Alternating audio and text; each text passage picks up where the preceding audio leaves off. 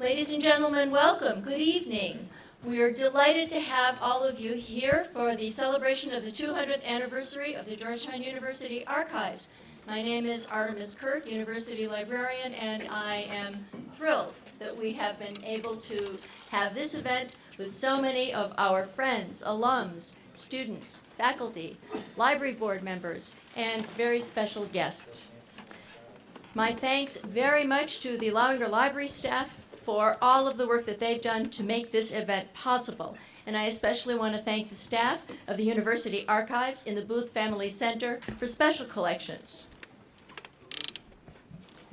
Georgetown can document the establishment of its archives to 1816, one of the first American colleges to have an archive. The archives is an unusually rich and vibrant collection, ranging from official university documents to details of campus life from the university's founding in 1789 to the present. This special body of materials serves as Georgetown's institutional memory to collect, preserve, and make available records of enduring value. By documenting the university's activities, functions, decisions, policies, and programs, the archives allows us to see how the university has shaped itself and its entire community. Tonight, we celebrate the past and the present, looking to the future. We're pleased to welcome our speakers this evening, members of the Georgetown Library Board, and all of you. We celebrate with a beautiful exhibition on the 5th floor, showcasing many treasures from the archives. You will have special opportunities to look at and engage with some of these treasures. It's wonderful that you're here to share everything with us tonight. It's now my privilege to introduce Georgetown's president, Dr. John J. DeGioia. President DeGioia is an alumnus, faculty member, and senior administrator. He has been president of Georgetown since 2001, and through his vision, collaborations, and innovations, continues to define and strengthen Georgetown University as a premier institution for education and research. It's fitting that he joins us on this historic anniversary. Not because he's 200 years old. President DeGioia not only respects history, he has made and continues to make history. He made history as Georgetown's 48th president, the first layperson to hold that office, not only here at Georgetown, but also at any Catholic university in the United States.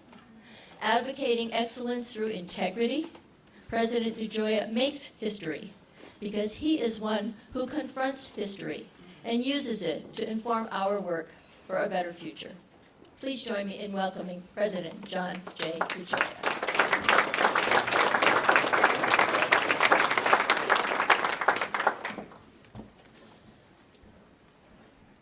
Thank you very much, Artemis, for those very kind words and for your ongoing service as our university librarian. This gathering, this moment is a testament to your leadership and to the significant role that our archives play in the research and teaching mission of our university. It's a great honor for me to be here with you tonight. Well, good evening, everyone, and welcome. It's a pleasure to be here with all of you as we mark this very special occasion, the 200th anniversary of the founding of our Georgetown University Library Archives. And I'd like to begin in gratitude. So many have contributed to this compilation and stewardship of this remarkable resource over the course of these past 2 centuries. And I'd just like to offer my deepest appreciation to just a few of those extraordinary individuals who join us here tonight. First, of course, is Artemis, and we're deeply grateful to you and to your predecessors, Joe Jeffs and Sue Martin, who are all here with us tonight. To Lynn Conway, our university archivist, and our Assistant Archivist Ann Galloway, and to John Buchtel and all of the dedicated staff of the Booth Family Center for Special Collections, in which our university archives reside. I also would like to thank all of the members of the Georgetown University Library Board for their continued guidance and support. And I'd also like to offer a very special welcome to our guest, David Ferriero, the Archivist of the United States. David, your presence here this evening makes our celebration that much more special. I want to thank you again for being here and for your for your willingness to share your own reflections to help us mark this historic occasion. And I know I share with everyone here how much we look forward to your presentation. And I look forward to sharing a few more words about David in just a moment. Just last year, we celebrated the 200th anniversary of the signing of the federal charter, which provided our university with official governmental recognition and the authority to grant academic degrees. One of the reasons we enjoy a special relationship with our National Archives, led by Mr. Ferriero, is because it serves as the home to this important document, which still sanctions the academic business that we conduct here on this hilltop. In 1816, the year after our charter was signed, then president of the university, Giovanni Grassi of the Society of Jesus, oversaw the creation of Georgetown's archives, among the first college archives in the nation. I may have been the first layman in this job, but I'm not the first Italian. So.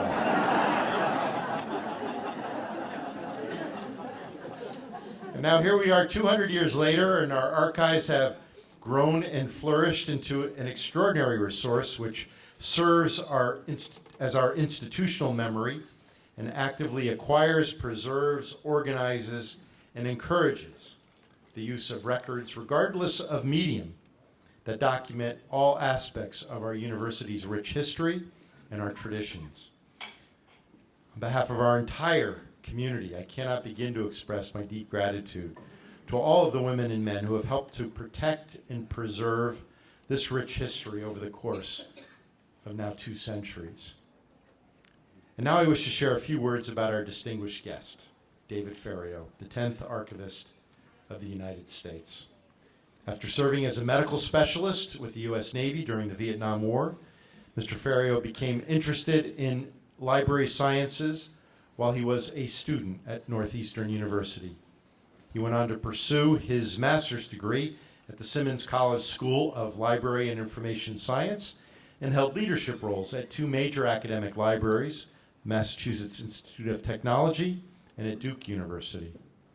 In 2004, he became the Andrew W. Mellon Director of the New York Public Libraries, and during his tenure, he worked to help integrate its 4 research libraries and 87 branch libraries into one service for all users, creating the largest public library system in the United States. In 2009, he was nominated and confirmed as the 10th Archivist of the United States. As Archivist, he has worked to promote transparency and accessibility within the National Archives and Records Administration. He has deepened the administration's digital engagement through a range of social media avenues, and it would be hard to imagine a more appropriate and distinguished person to share in this celebration with us tonight. So David, I want to thank you again for your leadership, for your continued stewardship of our nation's archives. We're deeply grateful for your presence here tonight. And now I wish to welcome to the podium Mr. David Ferriero.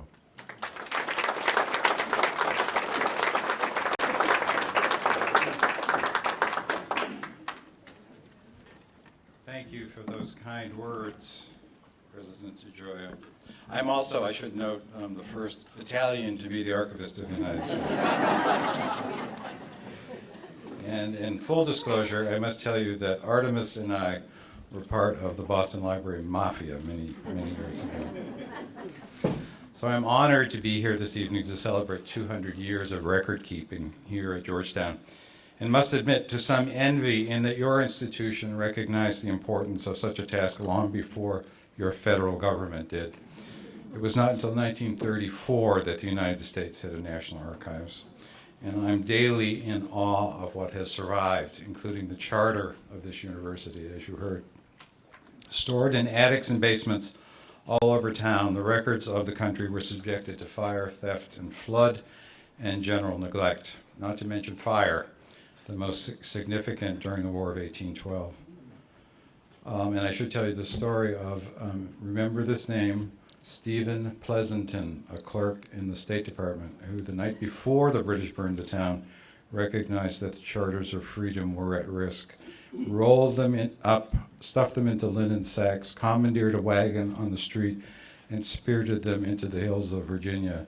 And because of Stephen Pleasanton, those charters are in my rotunda.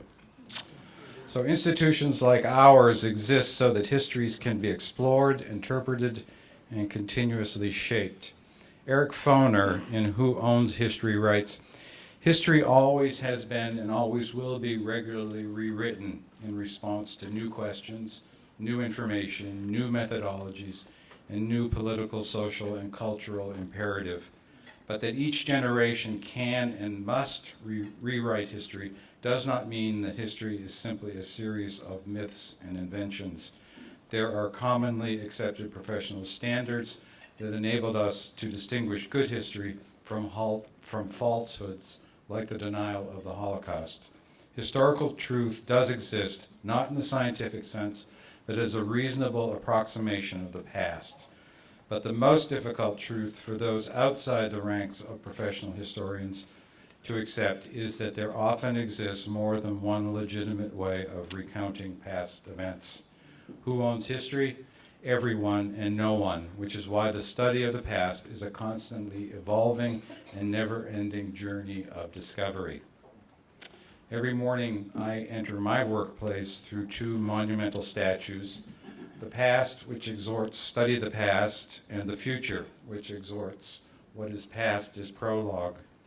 Archives like mine and yours have similar missions. We collect and protect our histories, but more importantly, we actively encourage the use of those records and artifacts to facilitate this journey of discovery which Foner describes.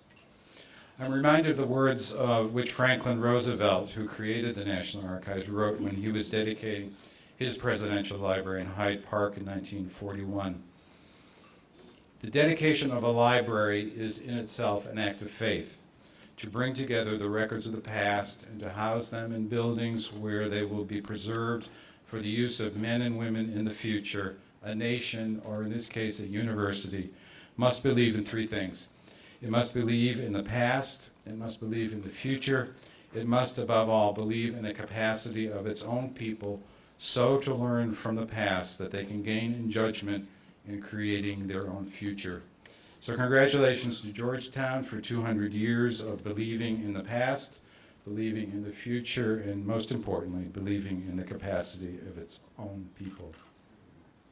And now it's my pleasure to turn the podium over to Lynn Conway, Georgetown University's archivist, the first female to be appointed to the position. Lynn has worked since 1994 to ensure Georgetown's rich history and traditions are collected, preserved, organized, and most importantly, used. This has included more than 19 exhibitions, outreach to faculty, students, alumni, campus officials, and external audiences, and handling more than 750 reference and research queries each year. A two-time winner of the library's Kindred Spirit Staff Excellence Award, given in recognition of contributions to the campus community, Lynn's contributions have been celebrated by her peers. Ladies and gentlemen, please welcome Lynn Conway.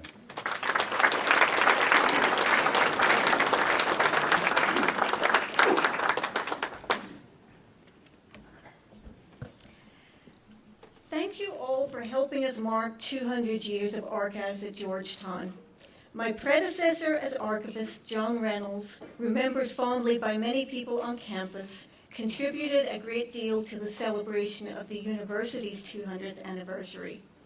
Afterwards, he commented, only half seriously, that any archivist facing a significant anniversary should do one of two things: find a new job or retire. And I must confess that there were times in the lead up to this event when his words came to mind.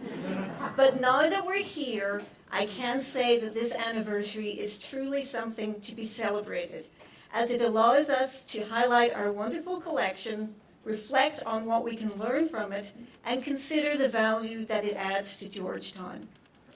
In 1816, an archives was set up here to store legal papers. Today, the archives acts as the institutional memory of Georgetown. It documents all aspects of university history. Its staff, once simply collectors and custodians of the records, now work to interpret them and actively promote their use. We collaborate with faculty to incorporate archival research into the curriculum, and we respond to around 1,000 queries each year. We locate documents, verify facts, proof publications, caption photographs, and help with research projects large and small. On the smaller end of the research project scale, for example, when the Hoya recently wanted historical facts about campus food, we were able to help one of its writers discover that questioning the quality of Georgetown food is something of a tradition. Going back at least to 1812, when our founder, John Carroll, commented that while our meals were good in substance, he feared our cook was deficient. As well as documenting the history of Georgetown as an institution, however, records in the archives can tell the stories of students, faculty, staff, and others associated with the university. These individual stories are among the least known and least expected parts of our collection, but they are sometimes the most meaningful and powerful. They add realism and color to facts, figures, and dates. Perhaps more importantly, they help us connect with those who come before and to evaluate our own place in the continuum of Georgetown's development. Some of these stories are contemporaneous, some are told from memory. Some are written in the first person, some have to be inferred. Some reflect well on Georgetown, some do not. There are funny stories, as when noted actor John Barrymore, brother of Lionel and Ethel, and grandfather of Drew Barrymore, recalled his arrival on campus as a student in 1895, aged 13. In a 1933 interview, he said, "A priest took me through the buildings. I paused in the gymnasium to swing on the parallel bars, and as I turned over, there fell out of my pockets a razor, a dime novel, and half a pint of whiskey. The mishap gave the priest more information than I could have supplied in 80 confessions. They were very kind to me at Georgetown, and although they eventually expelled me, they did it in a nice way." And there are plaintive stories, such as when journalist and poet James Ryder Randall described the Spartan lifestyle he had to endure as a 9-year-old student in 1848. He wrote, "We slept in a cold dormitory in winter and had to rise at 5:15 in the morning. If we did not get down to the subterranean washroom, where often the ice had to be broken to get water for ablution, we were barred out and obliged to wash at the pump on the campus which still remains. Often I have, in sleet and snow, with wet shoes and shivering frame, performed that task while bitter tears streamed down and froze upon my cheeks.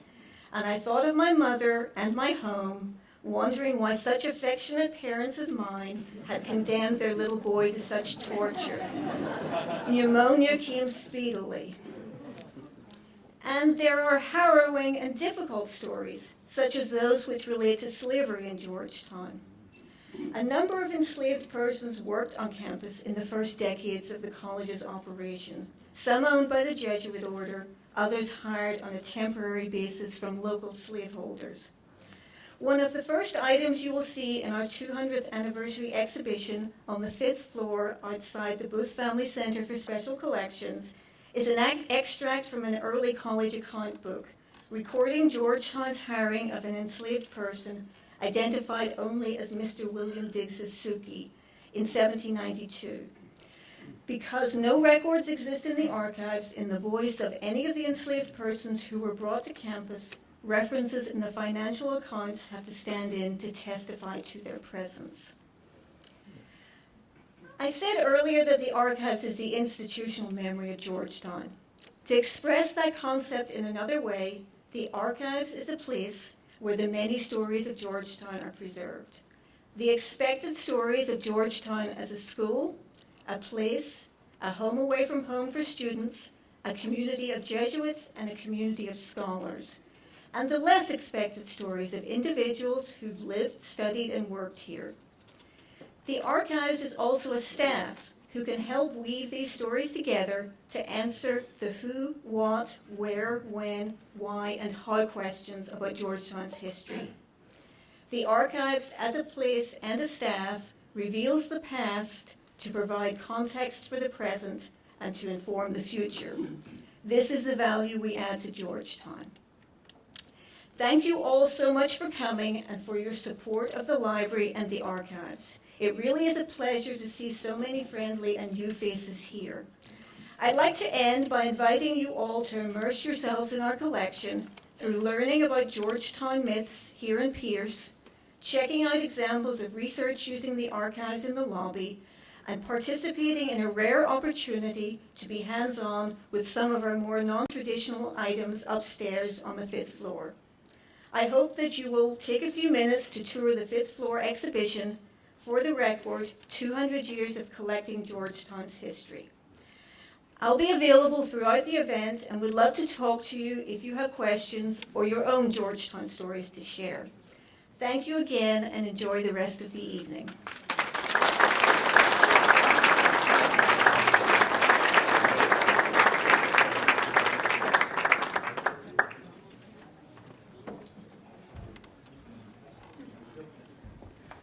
Please join me once again in thanking our speakers, President John DeGioia, David Ferriero, University Archivist Lynn Conway, for wonderful presentations, good memories, and please heed Lynn's opportunistic comments to come and see our exhibitions here and upstairs and enjoy the food and drink and each other's company. Thank you all for coming.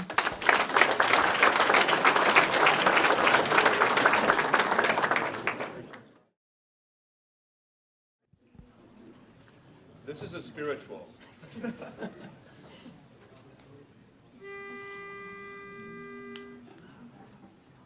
Go ye prodigal son,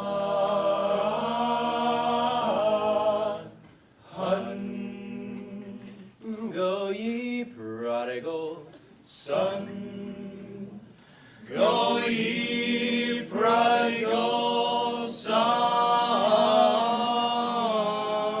get along and be a servant of the Lord. I believe, yes, I believe that I will go back home. Oh, I believe, yes, I believe that I will go back home. I believe, yes, I believe that I will go back home and be a servant of the Lord. Well, the prodigal son was a forward child. His mind was not to obey. But after he left his father's house, he saw he had gone astray. I believe, yes, I believe that I will go back home. Oh, I believe, yes, I believe that I will go back home. I believe, yes, I believe that I will go back home and be a servant of the Lord. Well, his father saw him coming.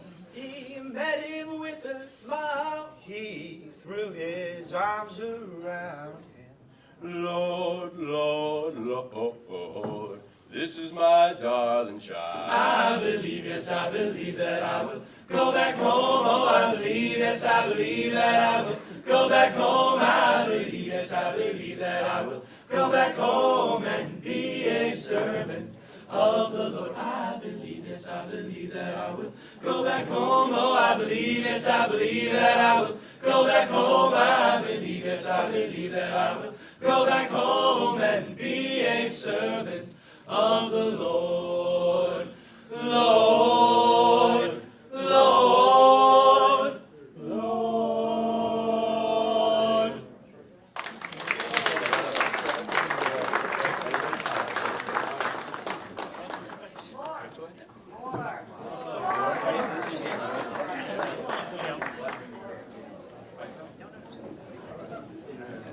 All right, sing along if you know the words. It's been so long since last we met. Lie down forever, lie down. Or have you any money to bet? Lie down forever, lie down. There goes old Georgetown, straight for a touchdown. See how they gain ground. Lie down forever, lie down. Lie down, lie down forever, lie down. Oh, rah, rah, rah, hurrah for Georgetown. cheer for victory today. Ere the sun is sunk to rest in the cradle of the west, in the clouds will proudly float the blue and gray. We've heard those loyal fellows up at Yale brag and boast about their boola boola. We've heard the Navy yell, we've listened to Cornell, we've heard the sons of Harvard tell how crimson lines could hold them. Choo choo rah rah is here to Holy Cross. The proud old Princeton Tiger is never at a loss. But the yell of all the yells, the yell that wins the day is ahoy ahoy a Saxa for the dear old blue and gray. It's been so long since last we met. Lie down forever, lie down. Or have you any money to bet? Lie down forever, lie down. Everybody, there goes old Georgetown, straight for a rebound. See how they came down. Lie down forever, lie down. Lie down, lie down forever, lie down. Lie down.